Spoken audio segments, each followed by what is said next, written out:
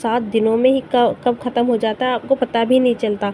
KGF universe में वो सपना है जो डीसी, मार्वल जैसे विदेशी फ्रेंचाइज टक्कर दे सकता है। बड़े आराम से केजीएफ 3 शब्दों फिल्म नहीं है, इमोशन बन चुकी है। और अब आइए एकदम ज़बरदस्त सीन वाली गुड न्यूज़, क्योंकि पहले बार फिल्म में जुड़े किसी इंसान के मुंह से यूनिवर्स शब्द ऑफिशियल बाहर आ गया है। मतलब जो अपना हम लोग देख रहे थे कि नील साहब के भी दिमाग चल रहा है, बट उसको रिवील कब और कैसे करना है उसका जाज सिर्फ उनके पास है। तो शक तो मुझे कभी नहीं था। अब सलाह शुरू होने से ठीक पहले स्क्रीन पे बड़ा बड़ा थैंक यू यश का मैसेज लिखा हुआ था, और वो KGF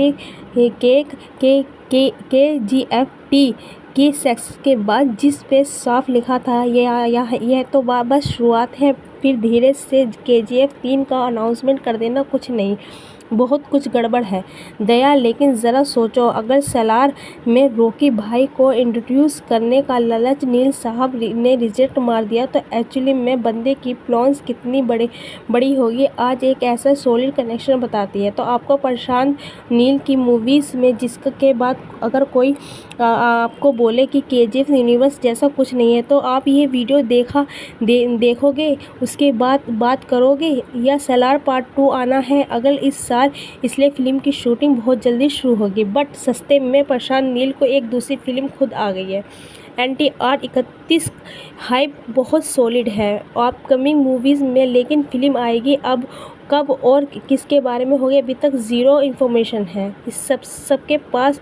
और अब अंदर की खबर यह है कि खुद प्रशांत नील काफ़ी कंफ्यूज है, कौन सी फिल्म को पहले ख़त्म करके रिलीज़ करना चाहिए, या यहीं से ना लोगों का दिमाग में शक का बीज आ गया है। क्या पता सलार को जिस तरीके से ख़त्म किया जाएगा वही NTR 31 को शुरू कर दिया जाए, या फिर NTR 31 की कहानी रिवील करने के बाद जब पूरी दुनिया में उसमें फैमिलियर हो जाएगा अचानक से उसके सलार 2 इंट्रोड्यूशन कर दिया जाए।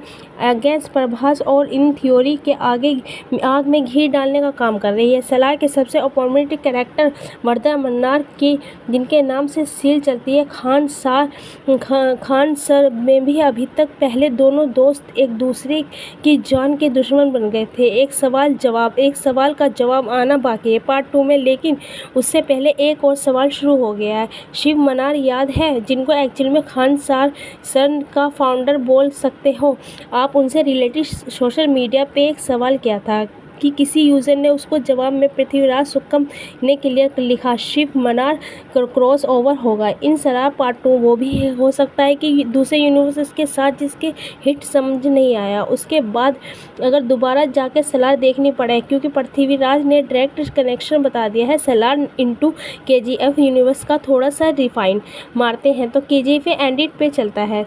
1981 यह वो साल है जब रमिता सेन ने रॉकी के डेथ वारंट पे साइन किया था। उसके बाद शिप वाला सीन आया जिसमें बड़ी चालाकी से पूरा सोना लेकर KGF को बादशाह समुद्र के अंदर गायब हो गया।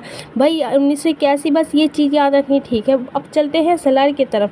शिव मनार की जो कहानी सुनाई थी उसके हिसाब से खान सर का रूल्स इन्होंने तैयार किया है। 1985 वो साल है जब शिव मीनार की मौत हो जाती है। कैसे, क्यों, किस तरह, इसको एकदम सिकेड़ रखते हैं। प्रशांत नील की ज़रा भी हिट नहीं दिया, और मैंने हिसाब में से ये 1981 और 1985 के बीच का है जो टाइम ना, यही वो लिंक है जो KGF और सलार दोनों की कहानी आपस में जोड़ने वाला सलार है। सलार के हिसाब से पूरी इंडिया खान साहब के रूल्स के हिसाब से चलती है, लेकिन कोलार गोल्ड फील्ड का राजा सिर्फ एक रॉकी भाई जो किसी रूल्स के नहीं मानता। हो सकता है कि सलार 2 में हमें वो सिस्के नहीं दिखाया गया हो जाए, ये जिसमें शिव मीनार वर्सेस रॉकी भाई के बीच में किसी राइवल का जिक्र किया जाएगा। क्या पता लड़ाई इतनी बढ़ जाए कि 1985 में रॉकी उनकी मौत का रीज़न बच जाए। इवन सलार में क्लियर से बोल गया है कि शिव मीनार पूरी इंडिया में पॉलिटिक्स का कंट्रोल करते हैं। अपने हिसाब से KGF की पॉलिटिकल एंगल बहुत सॉलिड है। अरे सलार के एक सीन भी तो जब राजा मन्नार महल में गायब हो जाते हैं तो किसी सीक्रेट वीमेन डील के लिए पता क्या पता वो किसने मिलने गए थे। वो इवेंट जानते हो, 2018 में एली रोड की कहानी पहली बार लाइव टीवी पर रिवील हुई थी। वो इंटरव्यू जबकि 2017 में सलार की प्रेजेंट कहानी को शुरू किया। नील साहब ने इतना ज़्यादा टाइम लॉस किया, आपसे मैं मैच करना कोई कॉन्सिटीज नहीं थी हो सकता बॉस, वो भी तो जब दोनों फिल्म एक कहानी खुद नील साहब के दिमाग से निकली हो। यहाँ पे ये चीज़ ध्यान देने वाली है कि पृथ्वीराज के अंग्रेज यश इजली दिखा सकते हैं, प्रशांत नील सलार पार्ट 2 के पास्ट की कहानी बता सकते हैं, लेकिन प्रभास को कैसे एक ही सीन में फिट करना है यश के साथ, उसके पीछे की गणित बहुत ज़्यादा कॉम्प्लिकेटेड होने वाली है। वैसे कभी सलार 2 में